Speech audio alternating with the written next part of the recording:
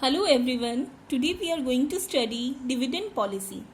हम लोगों ने अपने लास्ट लेक्चर में कॉस्ट ऑफ कैपिटल कर लिया था, तो इस लेक्चर में हम लोग डिविडेंड पॉलिसी कंप्लीट करने जा रहे हैं। अगर आप लोग को मेरी वीडियोस पसंद आते हैं, अच्छे लगते हैं, और अगर आप लोग को फाइनेंस पढ़ना है बहुत इजीली, तो आप लोग मेरे चैनल को सब्सक्राइब कर सकते हैं और लाइक कर सकते हैं। चलिए अब स्टार्ट करते हैं dividend policy. So dividend policy होती क्या है? देखिए, डिविडेंड हम लोग को पता है। डिविडेंड क्या होता है? A part of earning, a part of profit भी कह सकते हैं, a part of profit which the company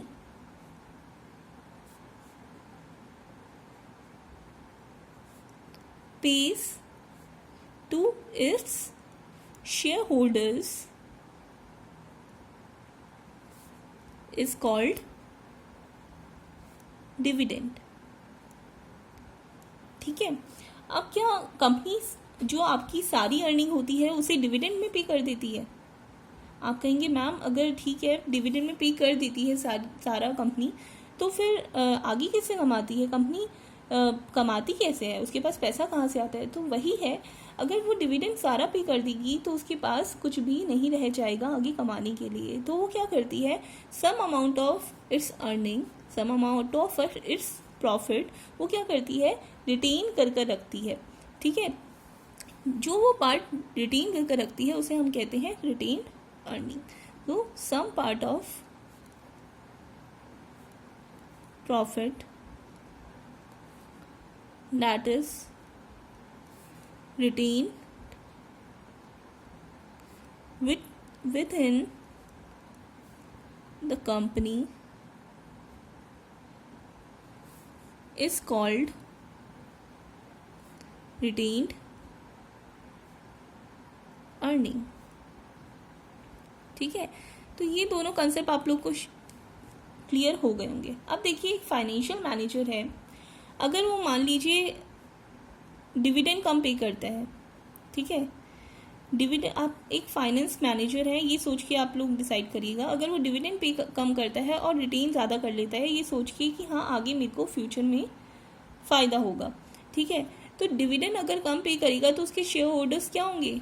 खुश नहीं रहेंगे, वो कहेंगे हमें तो डिविडेंड कम मिल रहा है, और वो क्या करेंगे, अपने शेयर्स को बेचना शुरू कर देंगे। अगर वो शेयर्स को बेचना शुरू करेंगे कंपनी के, तो क्या होगा, value of the firm decrease होगी। ठीक है, तो इससे भी क्या है, कंपनी का लॉस है। अगर आप कहेंगे मैम ठीक है, तो फिर हम ना डिविडेंड ज़्यादा पे कर देंगे और रिटेन कम कर लेंगे। मान लीजिए हमने रिटेन कम किया, ठीक है, जो हमने रिटेन अर्निंग की वो क्या की, कम की।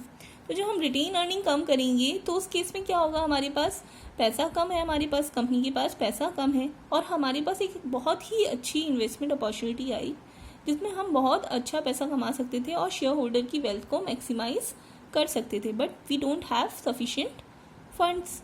सो इस केस में हम क्या कर सकते हैं, इस केस में हमें नुकसान होगा। ठीक है, कंपनी को नुकसान होगा, और ओवरऑल जो नुकसान होगा वो किसको होगा, अल्टीमेट नुकसान किसको होगा, शेयर होल्डर्स को होगा हमारे।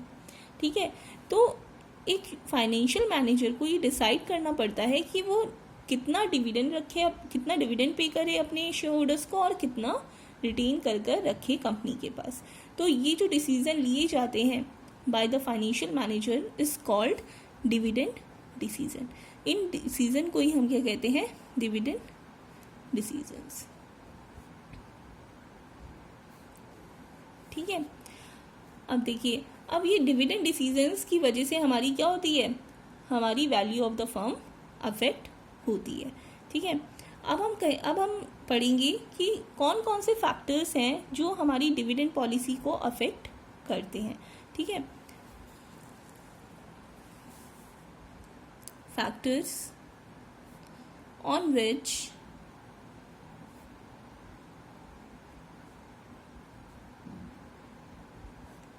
Dividend policy depends.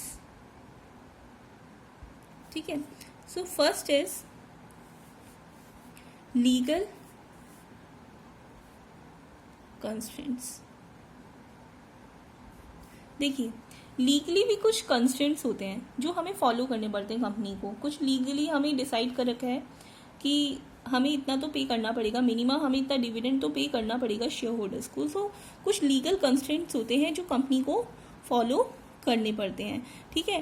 तो फर्स्ट हो गया आपका लीगल कंस्ट्रेंट्स, जिस पर हमारी जो डिविडेंड पॉलिसी है वो डिपेंड करती है।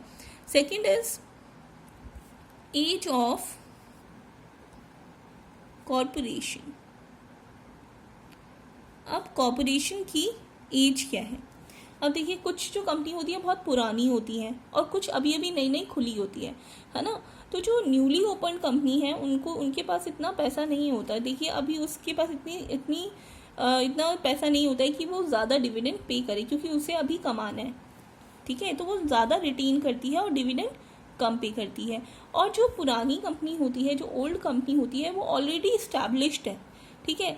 तो उसको इतना वो क्या करती है, डिविडेंड ज़्यादा पे करती है। तो इस तरह से जो एज ऑफ कॉर्पोरेशन होता है उस पर भी डिपेंड करती है हमारी dividend policy. Third point is trends in profits. ये तो बहुत ही कॉमन है। अगर देखिए हमारा प्रॉफिट ज़्यादा है, प्रॉफिट अगर कंपनी को ज़्यादा हो रहा है तो वो ज़्यादा डिविडेंड पे करेगी। अगर प्रॉफिट कम हो रहा है कंपनी को तो कम डिविडेंड पे करेगी। Fourth point is tax policy. देखिए टैक्स पॉलिसी पर भी हमारी डिविडेंड पॉलिसी डिपेंड करती है। कैसे? देखिए अगर मान लीजिए टैक्स बहुत ज़्यादा है ना, तो आपको सबको पता होगा जब हम डिविडेंड पे करते हैं तो डिविडेंड पे हमारा कुछ हम टैक्स भी पे करते हैं, है ना। बट जो रिटेन अर्निंग होती है उस पर हमें टैक्स नहीं पे करना पड़ता, वो सीधा इन्वेस्ट हो जाता है। तो इस वजह से अगर टैक्स ज़्यादा होगा उस केस में कंपनी क्या करेगी, डिविडेंड कम पे करेगी। और अगर टैक्स कम है तो उस केस में डिविडेंड ज़्यादा पे करेगी, ठीक है। फिफ्थ पॉइंट है फ्यूचर रिक्वायरमेंट्स, ठीक है। अब फ्यूचर रिक्वायरमेंट्स क्या है कंपनी की? मान लीजिए कंपनी आगे बहुत अच्छे प्रोजेक्ट्स हैं कंपनी के पास जिसमें उसे इन्वेस्ट करना है, बहुत अच्छी अच्छी अपॉर्चुनिटीज़ हैं। तो उस केस में कंपनी सोचेगी कि ओवरऑल हमें प्रॉफिट तो शेयर होल्डर्स को ही देना है, बस थोड़े टाइम बाद दे देंगे, हम उससे ज़्यादा प्रॉफिट देंगे। तो उस केस में वो क्या करेगी, डिविडेंड कम पे करेगी। अगर मान लीजिए उसकी फ्यूचर रिक्वायरमेंट्स बहुत कम है, उसके पास कोई प्रोजेक्ट नहीं है अच्छा आगे फ्यूचर में जिसमें इन्वेस्ट वो करना चाहती है, तो उस केस में वो डिविडेंड ज़्यादा पे करेगी शेयर होल्डर्स को। 6 पॉइंट है हमारा बिजनेस साइकिल, ठीक है। आप लोग को सबको पता है कि बिजनेस साइकिल होती है, कैसी होती है, ऐसी होती है ना। ये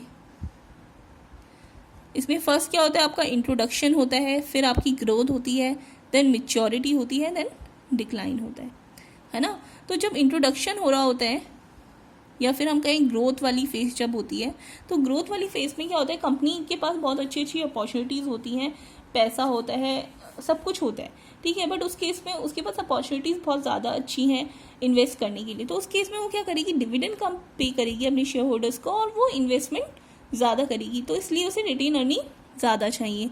और अगर हम डिक्लाइन फेज की बात करें जहाँ पर हमारा रिसेशन आता है, उस केस में क्या होता है कि कंपनी के पास इन्वेस्टमेंट अपॉर्चुनिटीज़ कम होती हैं, ठीक है, प्रोडक्शन बहुत लो चल रहा होता है। तो उस केस में क्या करती है कंपनी, डिविडेंड ज़्यादा पे कर देती है और रिटेन कम करती है।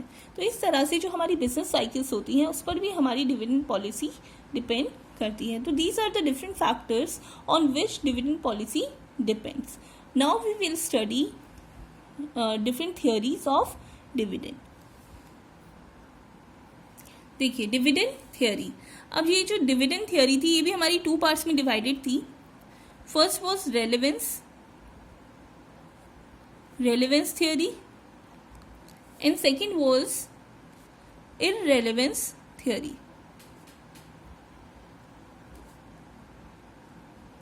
ठीक है। रेलेवेंस थियोरी क्या कहती थी, रेलेवेंस थियोरी ये कहती थी कि जो हमारा डिविडेंड होता है, डिविडेंड जितना हम पे करते हैं या कम पे करते हैं या ज़्यादा पे करते हैं वो अफेक्ट करता है हमारी वैल्यू ऑफ द फर्म को। तो हम यहाँ लिख सकते हैं जो रेलेवेंस थियोरी है वो क्या कहती है, dividend affects the value of firm, जो वैल्यू होती है फर्म की डिविडेंड पर डिपेंड करती है, डिविडेंड पे आउट पर डिपेंड करती है। और जो इररेलेवेंस थियरी थी वो क्या कहती है कि जो डिविडेंड पे आउट है, डिविडेंड पे आउट पर हमारी जो value of the firm depend नहीं करती। Dividend does not affects the value of firm. ठीक है, तो डिफरेंट पीपल्स से जिन्होंने कुछ मॉडल्स दिए हैं, कुछ रेलेवेंस थियरी को फॉलो करते हैं, कुछ इररेलेवेंस थियरी को फॉलो करते हैं। तो दो मॉडल दिए गए, 2 models were given by Walter's model and Gordon model.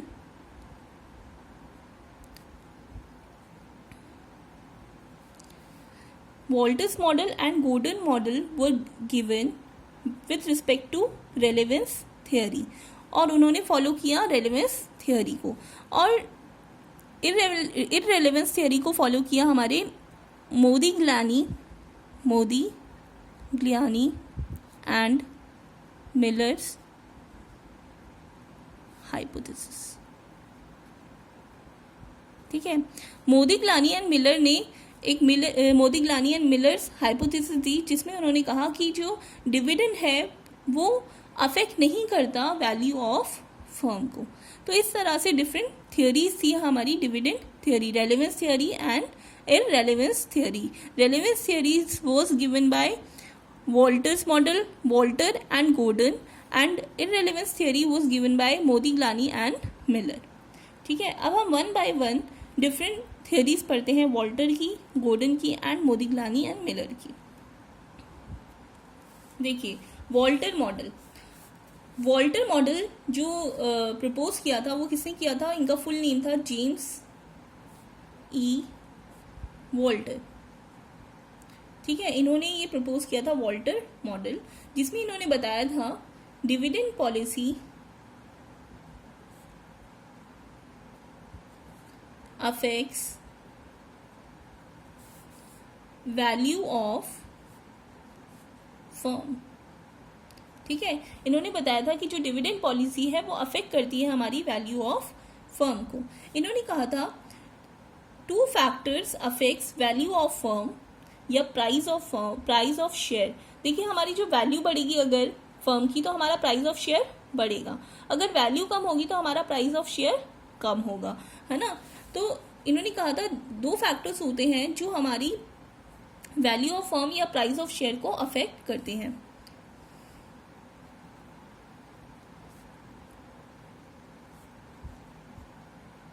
वो कौन से होते हैं? फर्स्ट इज कितना हम डिविडेंड पे कर रहे हैं, तो हमारा क्या है? डिविडेंड पे आउट कितना है हमारा।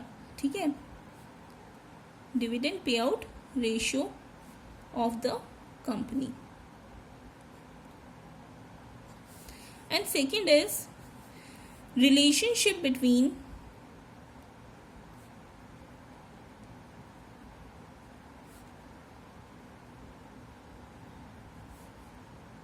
internal rate of return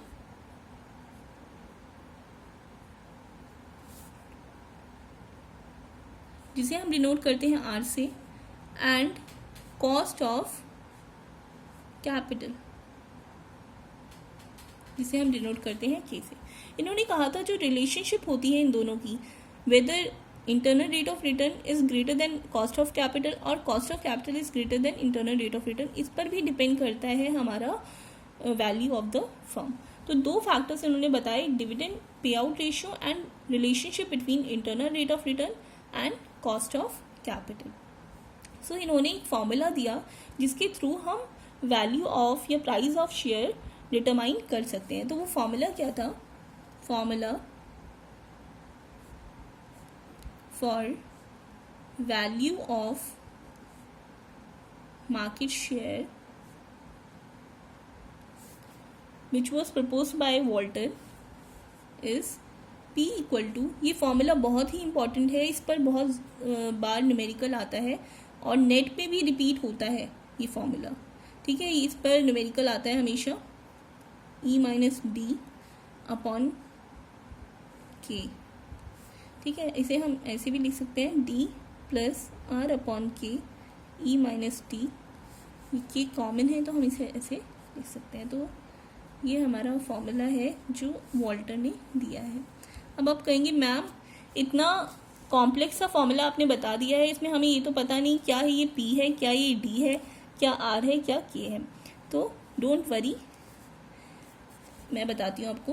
P क्या है यहाँ पर, price of market share,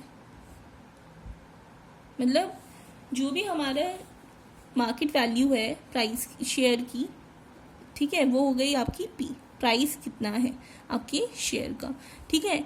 D क्या होता है, डिविडेंड, कितना डिविडेंड पे कर रही है कंपनी, डिविडेंड पर शेयर, ठीक है। आर क्या होता है, रेट ऑफ रिटर्न, कितना हमें रिटर्न मिल रहा है, ठीक है।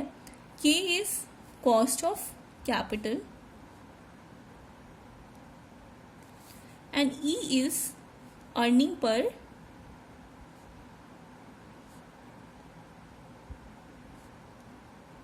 शेयर, ठीक है।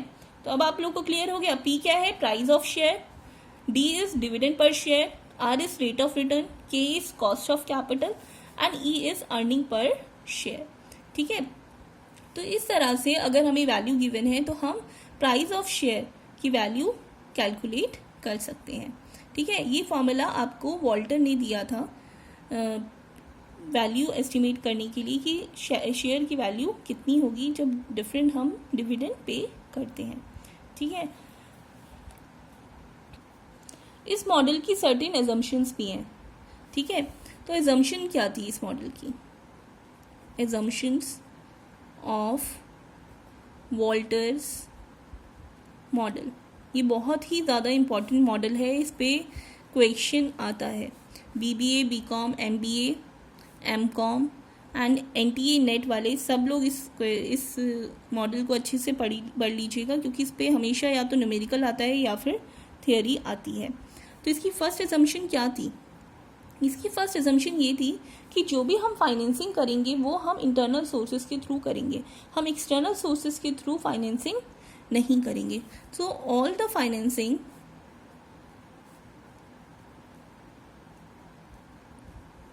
is done through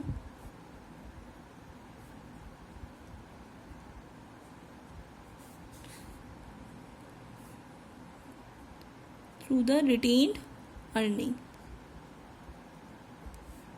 So no external financing, इसमें कोई भी एक्सटर्नल फाइनेंसिंग नहीं होती है, जो भी फाइनेंसिंग होती है वो इंटरनल सोर्सेज के थ्रू होती है। जैसे हमारा रिटेन अर्निंग है, अगर हमने रिटेन करके रखा हुआ है उसी को हम यूज़ करेंगे। Second assumption is the firm has constant return and cost of capital. दूसरी एजम्पशन हमारी ये थी कि जो फर्म है उसको कांस्टेंट रिटर्न मिल रहे हैं and constant cost of capital है, ठीक है। Third assumption is the firm has 100% पे आउट और रिटेंशन, या तो फर्म 100% पे आउट करेगी, जो भी उसकी अर्निंग है उसे या तो डिविडेंड की तरह पे कर देगी 100%, या फिर 100% रिटेन कर रखेगी, ठीक है। तो ये थर्ड एजम्पशन है। फोर्थ एजम्पशन है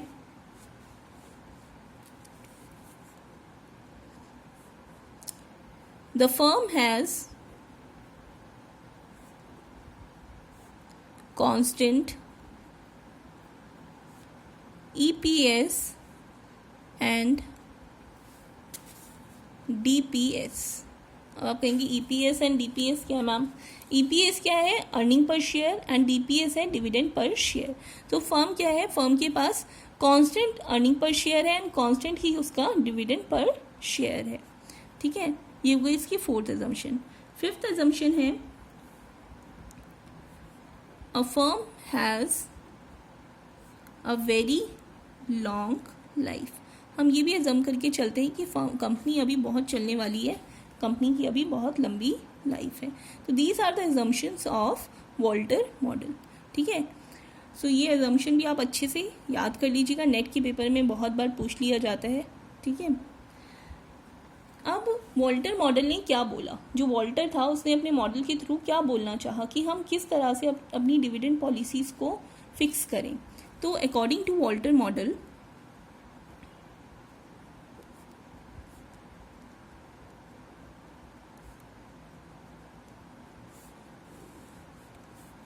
फर्स्ट उसने क्या बोला, उसने बोला इफ़, हम लोगों ने क्या पढ़ा था कि जो वॉल्टर मॉडल है 2 फैक्टर्स पर डिपेंड करता है, जो हमारी वैल्यू ऑफ फर्म होती है वॉल्टर मॉडल के अकॉर्डिंग।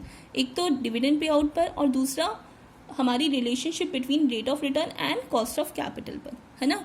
तो अब हम कहते हैं इफ़ आर क्या है हमारा rate of return, is greater than cost of capital. अगर हमें पता है कि जो रिटर्न है हमारी ज़्यादा है as compared to cost of capital, तो वॉल्टर ने ये बोला द फर्म इज, इस केस में क्या होगा कि फर्म ज़्यादा रिटर्न, हमें ज़्यादा रिटर्न दे पा रही है, ज़्यादा कमा पाएगी, है ना। तो उस केस में उसे क्या करना चाहिए, रिटेन ज़्यादा करना चाहिए एज़ कम्पेयर टू पे आउट। ठीक है, क्योंकि वो रिटर्न ज़्यादा दे रही है किसको, शेयर होल्डर को, क्योंकि वो रिटर्न ज़्यादा कमा रही है इन्वेस्टमेंट पर, है ना। तो the firm is able to earn more than what the shareholders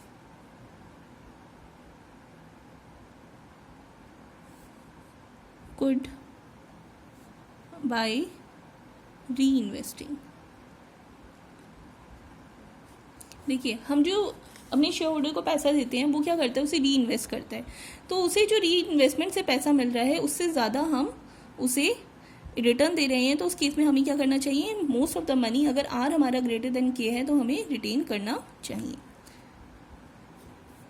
when are less than के, तब क्या करना चाहिए, डिविडेंड पे करना चाहिए, क्योंकि हमारे पास रिटर्न हमारे पास कम आ रहे हैं, डिविडेंड पे आउट हमें ज़्यादा करना चाहिए। ठीक है, और third is when R equal to K, तो क्या है, indifferent,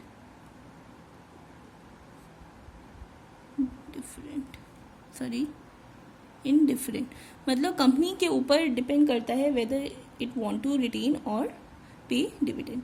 now we will continue our lecture in next